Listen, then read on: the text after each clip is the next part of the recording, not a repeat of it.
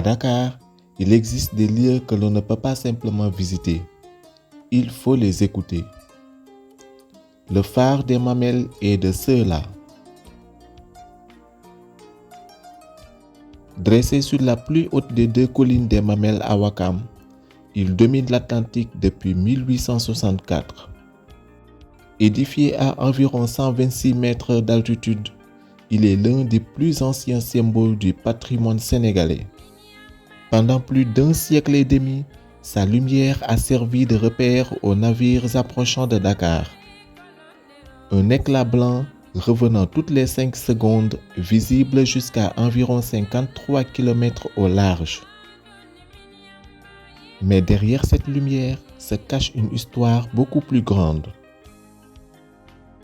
À l'époque où les navires sillonnaient l'Atlantique et où Dakar devenait progressivement une importante porte maritime, le besoin d'un signal puissant pour guider les navigateurs était essentiel.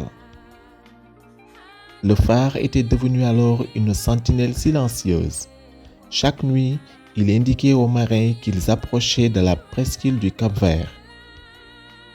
Et cette mission n'a pas uniquement concerné les bateaux. Au début du XXe siècle, le phare servait également de repère aux avions de l'aéropostale. Des aviateurs célèbres parmi lesquels Jean Mermoz et Antoine de Saint-Exupéry l'ont utilisé comme point de référence lors de leur passage dans la région. Mais le plus fascinant se trouve à l'intérieur. Pousser la porte du phare, c'est entrer dans une autre dimension. Au rez-de-chaussée, une exposition fait revivre l'histoire de sa création. On y découvre notamment des archives remontant à 1862.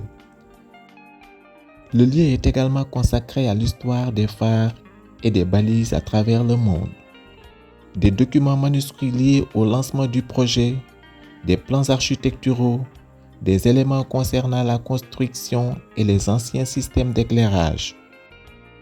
On y découvre l'évolution des routes maritimes, les grands phares qui ont marqué l'histoire, mais aussi les principes scientifiques qui permettent à une lumière de parcourir des dizaines de kilomètres au-dessus de l'océan. La visite devient alors un véritable voyage entre histoire, science et mémoire.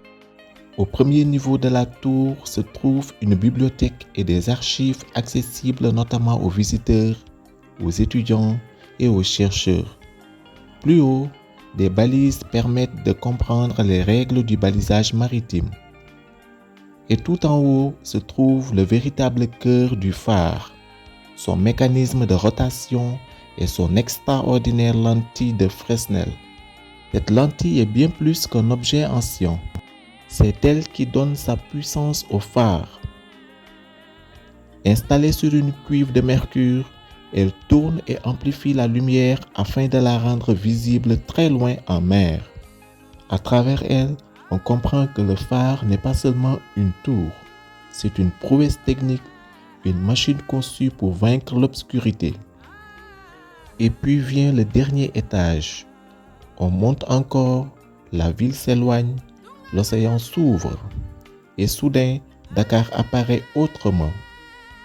Depuis cette hauteur, le regard embrasse la presqu'île du Cap-Vert, les Almadies, l'océan Atlantique, et lorsque le temps est dégagé, de vastes portions du littoral. Aujourd'hui, le phare est devenu un espace de patrimoine, de transmission et de découverte. Son musée met également à l'honneur le métier de maître de phare et rend hommage aux gardiens qui ont assuré au fil des générations le fonctionnement de cet emblème. Une lumière dans la nuit, un témoin face à l'océan, une sentinelle de Dakar. Et peut-être est-ce là sa plus grande importance. Le phare des Mamelles ne nous montre plus seulement où se trouve Dakar. Il nous rappelle d'où vient Dakar.